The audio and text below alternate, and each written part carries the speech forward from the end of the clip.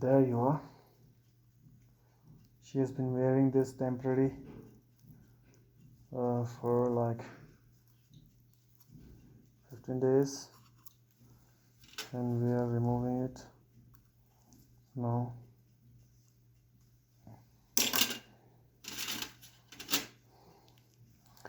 Let's try the permanent one.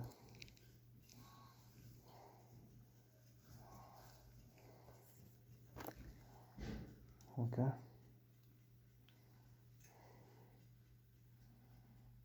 Can you see?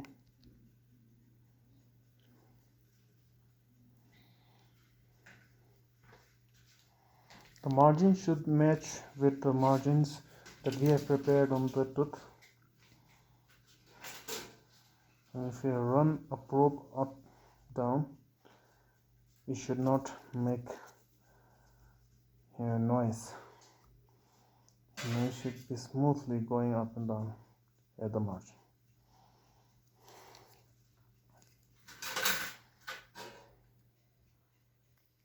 And here I'm applying the cement to the crown.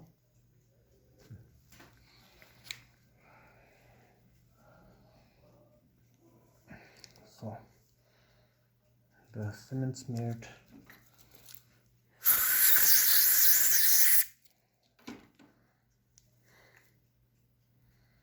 crown is ready to seat, and it's being seated.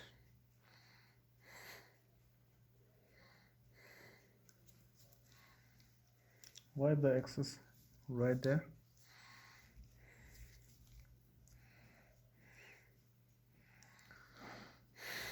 If there's too much excess you find, then that should mean that you have, put a little excess, little too much cement into the crown.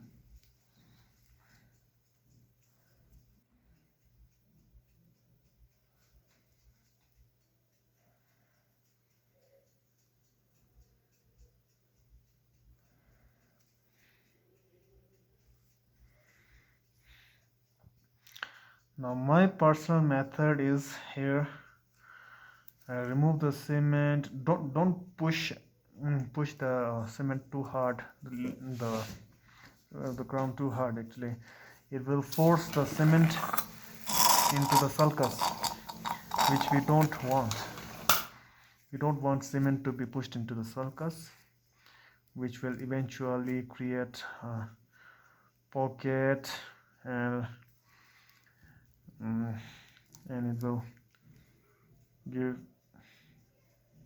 promote periodontitis.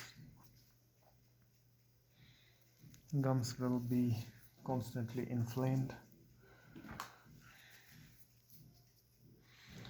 So if it were posterior teeth, then I would have made the patient to chew on the crown, but anteriorly that is not desirable, because on chewing the patient will exert a lateral force, like outside, towards the outside. Okay, so it will unseat the crown partially, and the seating will not be proper.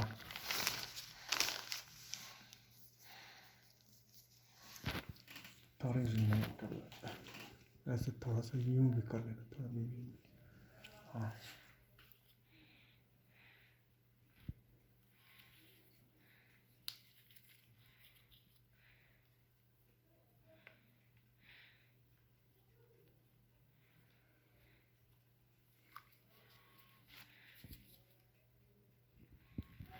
Okay, so we will hold the crown in place until a primary set is achieved, and then we will trim the excess from there.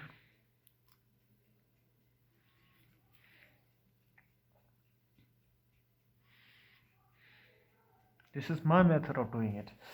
I keep a constant pressure on it, not too hard, not too hard.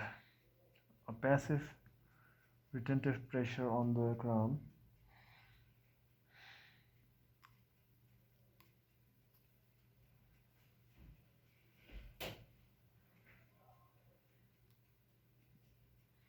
You can just check if the primary set has been achieved or not.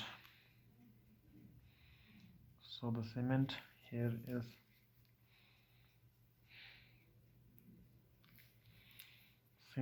partially set, which is called a primary set.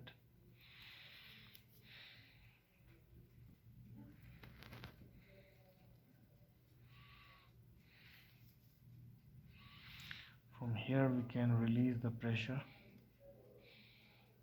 and do the trimming work.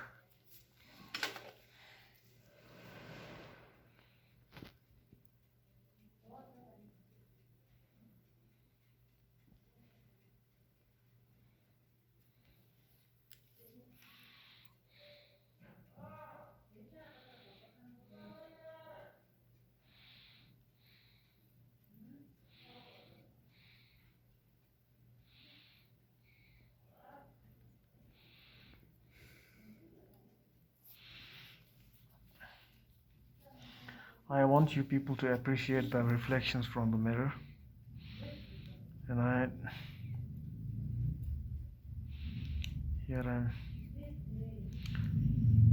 removing the excess cement from the margins. I don't try to go beneath the gums while trimming the cement. So here some water spray.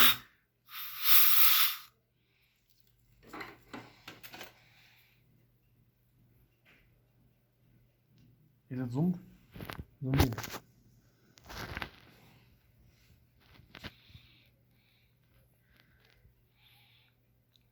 So yeah, gums are resilient and it will take the place we are removing the cement from, if that is not too much. So huge space, if there is a huge space, then the gums will not take the place. Otherwise the smoother interface of between the crown and the pontic and the gum will be better.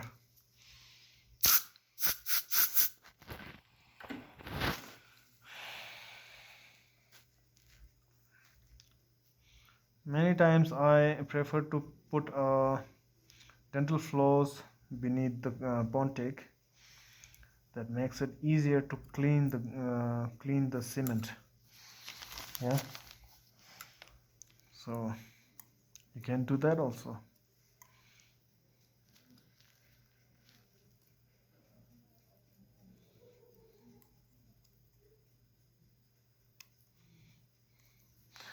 Basically we don't want any rough surface or any rough thing touching the gums,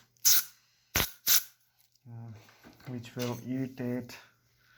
And even if the surface of the crown is rough, it will welcome the plaque and undesirable things happen to our crown.